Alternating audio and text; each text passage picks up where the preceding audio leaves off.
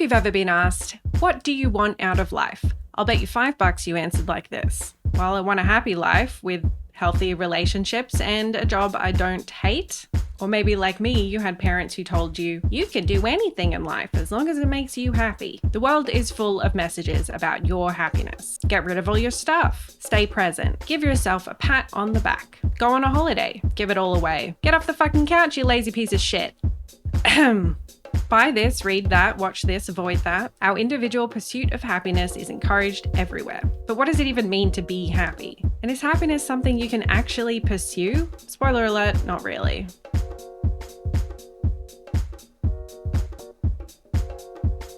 First, we need to address something when we're talking about happiness. What is it? Happiness is the front runner for 1/8 of the emotion wheel. Her disciples include playful, content, cheeky, respected, inspired, and many others. Because emotions are subjective, as in you decide what they mean to you, as well as always in a state of flux, it's difficult to truly define happiness. But let's go with something like this. Happiness is a subjective state of overall well-being and contentment, characterized by experiencing positive emotions, finding meaning and fulfillment in life, and having a sense of satisfaction with one's circumstances and relationships. If it helps, you can think of happiness as being made up by these 3 things: enjoyment, satisfaction, and purpose. And I know what you're thinking, but don't worry, because just like everything, it gets much more complicated the more you look at it. Happiness is something we all seek out. We usually know when we feel it, and we definitely know when we don't feel it. But how much you feel happiness is relative, influenced by heaps of stuff, like the people around you, your environment, personal values, life circumstances, health, mindset, etc. Genetics also seem to play a role in determining how happy we are, with experts suggesting that up to 50% of our overall happiness is determined by our genes, 10% is attributed to life circumstances, and 40% is all about our personal choices. If you're watching this, it's likely that you've thought about your lifetime happiness like this. Your 20s, pretty happy. 30s, happy. 40s, less happy. 50s, happy-ish. 60s, not so happy. 70s, definitely unhappy. 80 plus, very unhappy. / waiting for death. But yeah, no.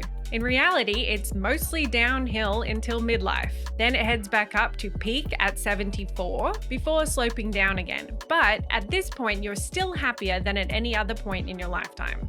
Now that we've established what happiness is, let's look at what it isn't.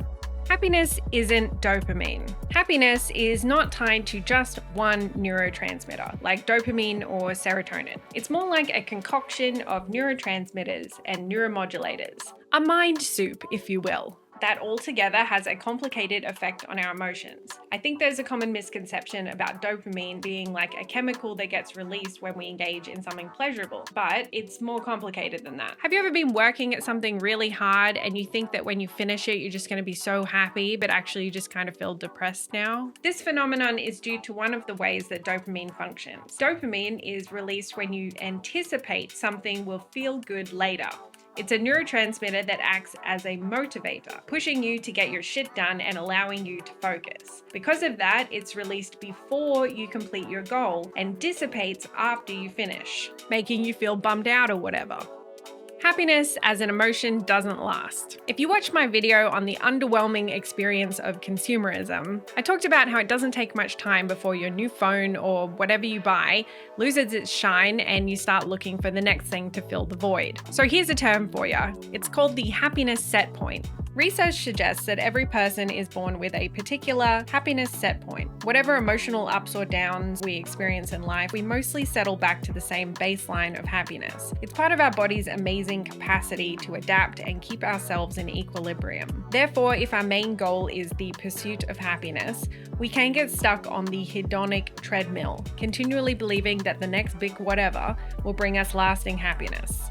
Chasing happiness is futile. If you're over the legal drinking age in your country, then you probably don't give a shit about your birthday. You might spend your birthday like me, pretending to like breakfast in bed, pretending to like your gifts, and pretending to enjoy talking to your family. But we also do another thing on our birthdays. We look at everyone around us and compare what we've done with what they seem to have done in the same amount of time. You probably don't need evidence, but there is a study that found that we typically feel less happy on our birthdays, which is a good example of how happiness is relative. In this case, relative to our peers and the stories that we tell ourselves. The truth is, we are surprisingly bad at predicting what will make us happy. We tend to overestimate how we will respond to future events, also known as the impact bias, like thinking that we'll never recover from a breakup or that the answer to lasting happiness means packing up and moving halfway across the world. What's generally agreed upon by scientists and theorists alike is that happiness is not to be pursued, requested, or fixated on, but rather that it presents itself when we engage in activities that make happiness possible. I'll list some of those things at the end of the video. Money does influence happiness after all. You've probably heard of that little factoid that people like to throw around, the one that says that above $75,000 per year, people don't get any happier, or something like that. It's an idea that I'll admit I found comfort in. When you don't have money and your life isn't going the way you wanted it to, it's a nice thought that you don't have to make hundreds of thousands of dollars per year to be as happy as somebody who does. But don't get too excited. The research by Kahneman was wildly misinterpreted at the time and has since been updated. Revised research by Daniel Kahneman and Matthew Killingsworth revealed two things. First, that happiness continues to rise with income and doesn't stop. And second, that for the majority of people, on average, having more money can make us increasingly happier. The exception is if you already have money but are unhappy, more money won't make you happier. And for the rest of us, if you're thinking, great, I'll just throw all of my energy into making money and then I'll be happier. Killingsworth says that people who define their personal success in terms of money, they tended to, on average, be less happy. You want to have it, but you want to not care too much about it. Cool. So with that question put to bed, the obvious thing we already knew still remains true, that money alone cannot buy you happiness. But what it can do is reduce stresses that come from having debt or financial insecurity and will allow you to access new experiences that aid happiness and life satisfaction.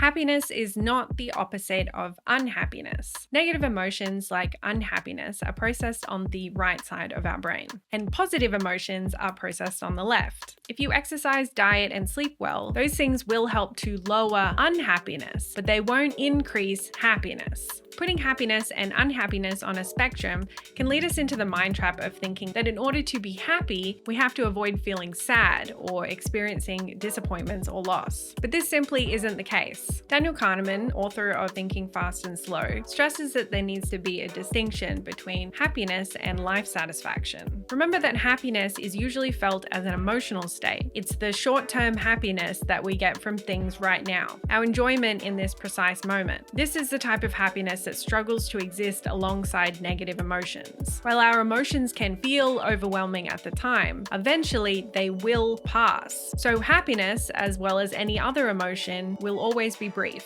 But then there's satisfaction. I like to think about it in two parts. One, the things that we do today that give us a greater capacity for happiness in the future, like saving money, working on something that you care about, whatever, which then allows us to recall memories from our life achievements and how we overcame obstacles. These two things induce a greater sense of happiness or life satisfaction overall. Kahneman believes that most people aren't actually interested in happiness, but rather desire life satisfaction. Our memory collects certain parts of what happened to us and processes them into a story. We make most of our decisions based on the story told by our memories. If I look back on some of my life's greatest accomplishments, the things that I feel really proud about, like finishing my master's, it's undeniable that the sense of personal satisfaction and accomplishment that I feel is greater because it was so bloody hard to do. Like, nobody wants to play a game that's too easy, right? Embrace the challenge.